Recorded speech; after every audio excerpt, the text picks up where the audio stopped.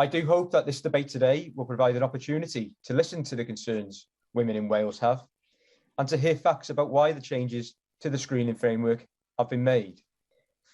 All their life, all their adult life, women have been told about the dangers of delaying their smear tests, that a quick trip to the doctors every 3 years could make all the difference.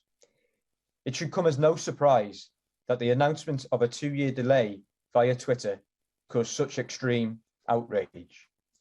Now, the Welsh Government follows the advice of the UK National Screening Committee, which recommended that all nations implement the new cervical screening test and interval change because the new testing method is more accurate.